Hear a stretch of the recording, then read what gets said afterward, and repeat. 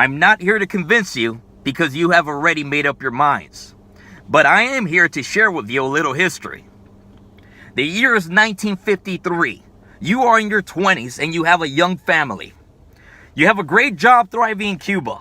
The economy is at an all-time best. Cuba is literally America's backyard.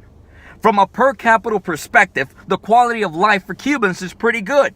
From a technology perspective, everything from the first American-made color TVs to the newest American-made automobiles to the most advanced phone systems, they are all being piloted in Cuba first before coming to the United States. Then one day, thugs seeking power ride into Havana because of their promises of free healthcare, free education, and a better life for the poor.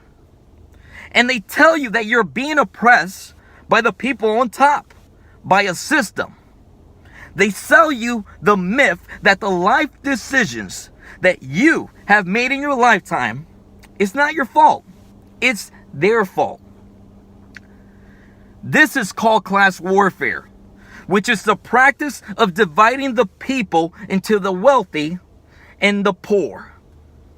So this way, this will cause more conflict in society, and it will be easier to tax the wealthy with the support of the poor. The year then becomes 1959, and these thugs become elected. Their leader, in his second day of power, issues an order to confiscate all the guns of every civilian in Cuba. So as the months pass, people are forced to turn in their guns.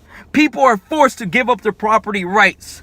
People are forced to give up their businesses. And people who disagree with this new system are either jailed or executed and never heard from again.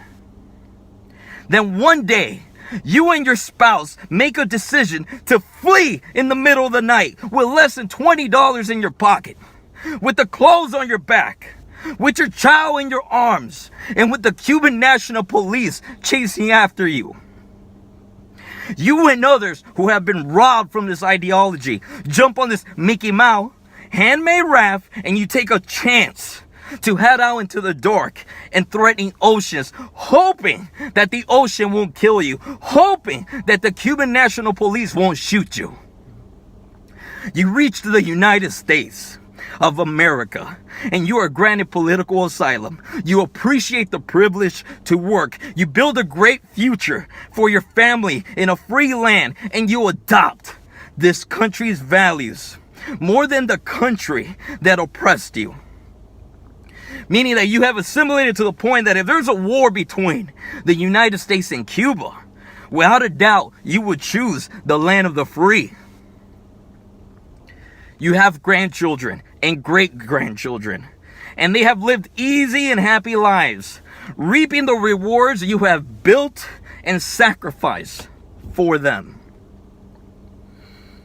The years pass, and your entitled grandchildren are all grown up now, in their 20s, in their early 30s, and they, for whatever reason, whether it's through the brainwashing of the culture, whether it's through a lack of reasoning, whether it's ignorance, they are now hearing the same promises of free healthcare, free education, a safe gun-free future, and hearing about a system that is holding them down.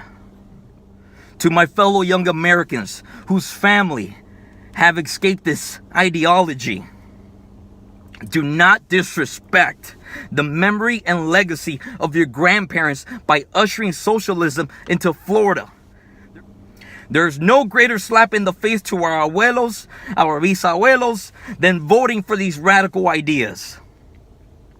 Because in the end, my friends, nothing is free. You increase the corporate tax rate by 40%, and businesses will either shut down in Florida or leave the state. You see, this ideology goes way back. You say you don't trust the government, but you want to give the government more control. If you control the healthcare, you control the people. If you take control of what people read and listen to, and you take control of what the children learn in school, such as Common Core, then you control their education. If you increase taxes, which will then impact the economy, people will be out of work. And then the government can take control of every aspect of your lives, from food, housing, and income, which is also known as the increase of welfare. Increasing taxes produces poverty. If you kill the traditional family values by promoting anti-family traditional values, then families will become separated and depend more on the government. If you remove the belief in God from society, from the government, from the schools, then the people's morals will diminish, and people will be forced to turn to the state rather than turn to God. Once again, I'm not here to convince you because you have already made up your minds. But I was here to provide and share a little history with y'all. I am Eric Guzman. God bless.